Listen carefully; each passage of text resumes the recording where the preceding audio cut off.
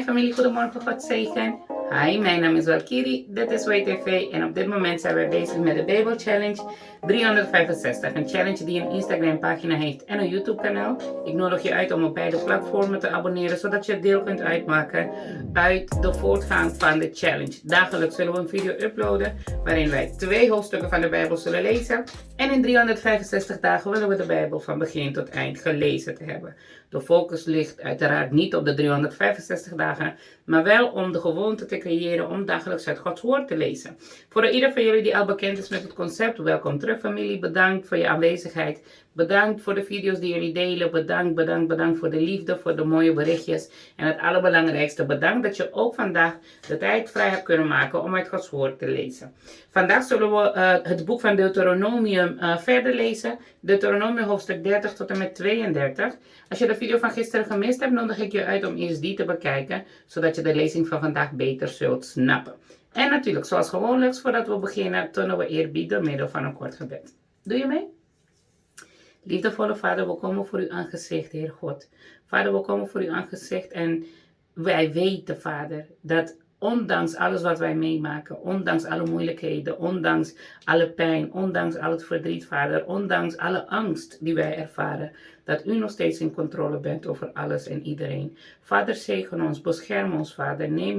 Neem ons, Vader, onder uw hoede. En we vragen u om zich aan ons te openbaren door middel van de lezing van vandaag.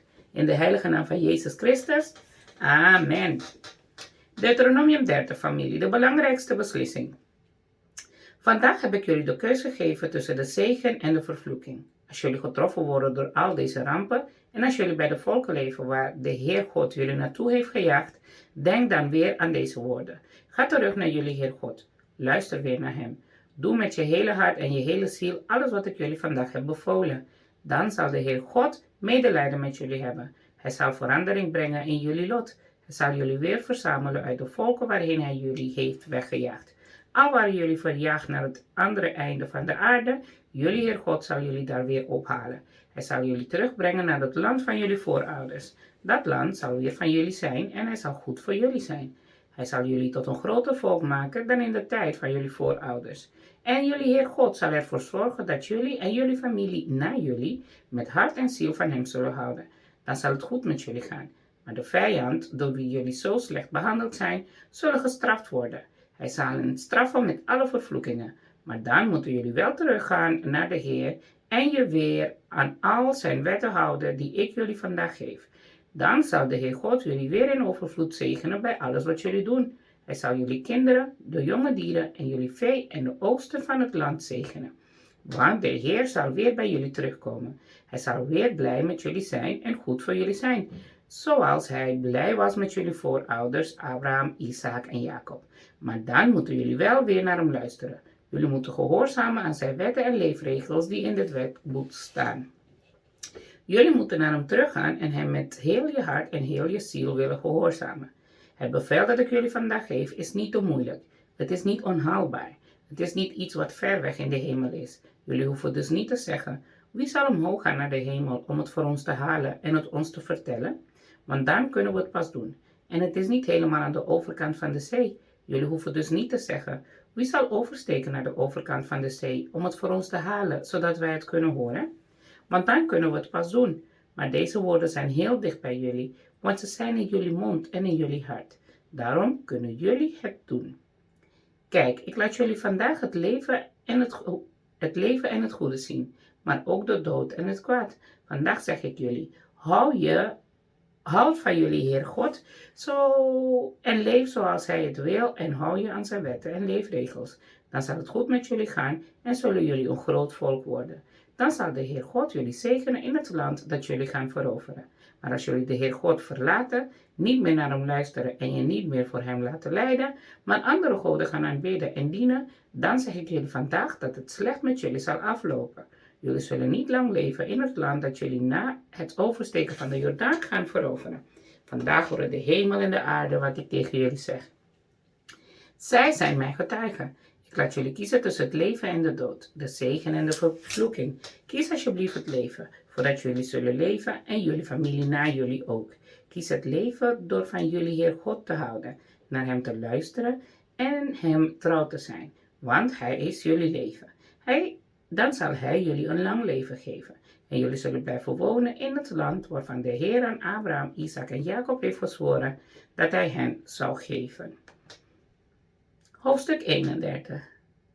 Joshua volgt Mozes op. Verder zei Mozes tegen het hele volk: Ik ben nu 120 jaar. Ik kan niet meer met jullie meestrijden. Bovendien heeft de Heer tegen mij gezegd: Jij zal de Jordaan niet oversteken, maar jullie Heer God zal zelf met jullie oversteken. Hij zelf zal de volken voor jullie wegjagen en vernietigen. Dan zullen jullie het land in bezit nemen.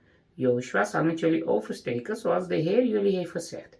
De Heer zal met de volken hetzelfde doen als wat hij met Sihon en Og, de koningen van de Amorieten, en met hun land heeft gedaan.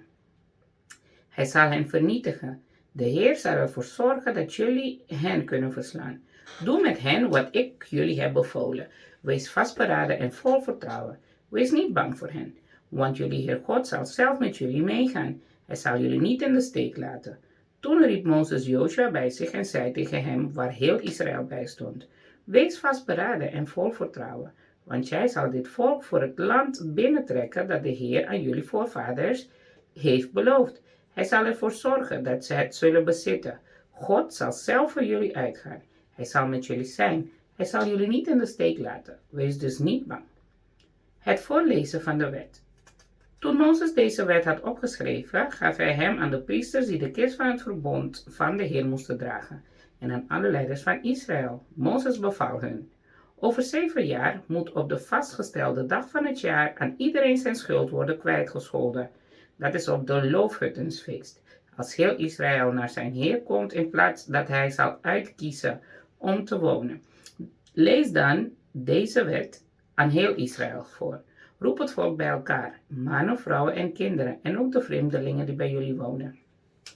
Ze moeten luisteren naar het voorlezen van de wet, want daardoor zullen ze diep ontzag leren hebben voor de Heer God. En ze moeten zich heel precies aan deze hele wet houden. Ook hun kinderen, die het nog niet eerder hebben gehoord, zullen het horen. Zo zullen ze leren om diep ontzag te hebben voor jullie Heer God. Dit moeten jullie voortaan altijd doen, als jullie zijn gaan wonen in het land dat jullie gaan veroveren aan de andere kant van de Jordaan. Toen zei de Heer tegen Mozes: Het moment is gekomen dat je zal sterven. Roep Joshua en ga met hem de tent van ontmoeting in. Dan zal ik hem mijn bevelen geven. Toen ging Mozes met Joshua de tent van ontmoeting in.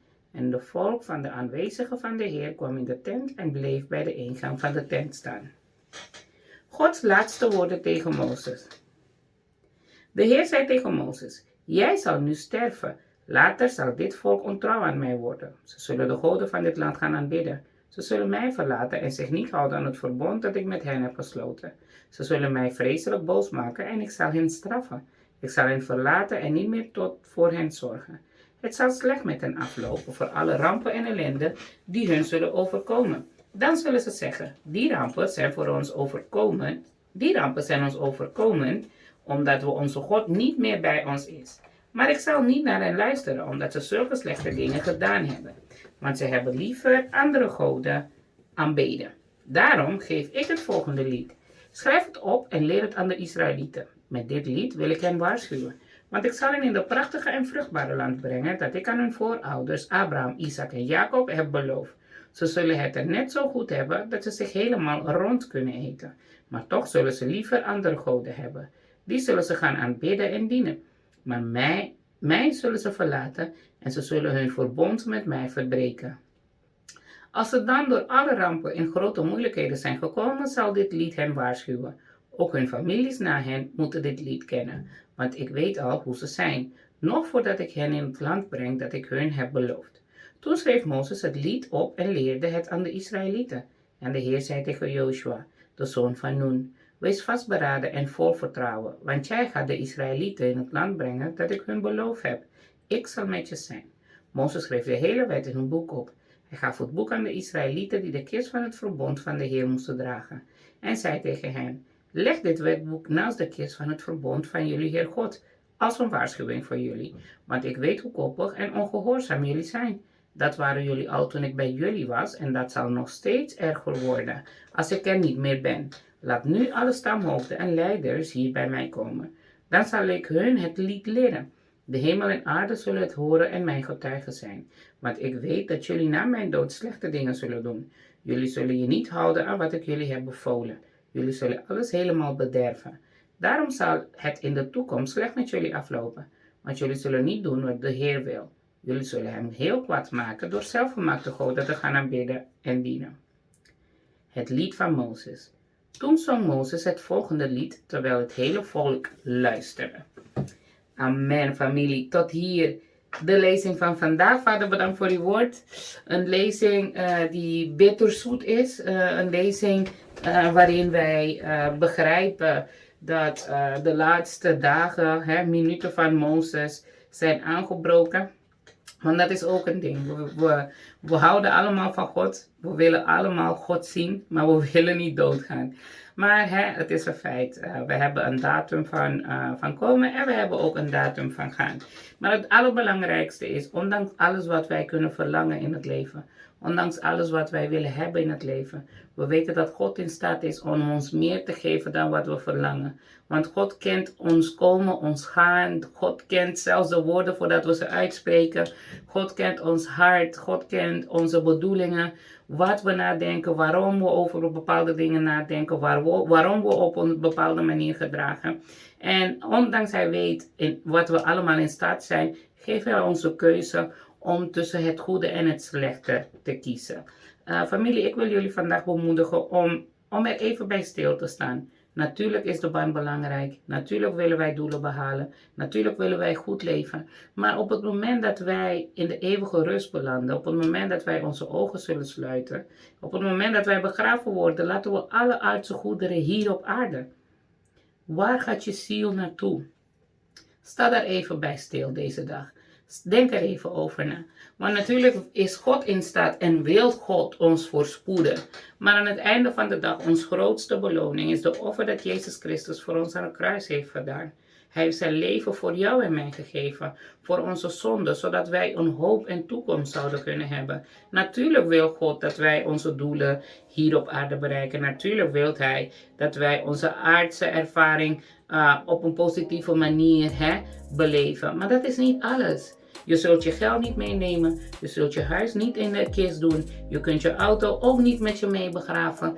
Alles blijft hier. Alles blijft hier. Waar wil je de rest van het eeuwige leven doorbrengen? Wil je dat bij het goede doen of wil je dat bij het kwade doen? Dat hangt allemaal van één keuze. De keuze die heb jij in eigen handen. Denk er even over na, familie. Oké, tot hier de lezing van vandaag. Ik wens jullie een prachtige, mooie rest van de dag. En met Gods wil groet ik jullie morgen weer in een nieuwe video. Ga kijken.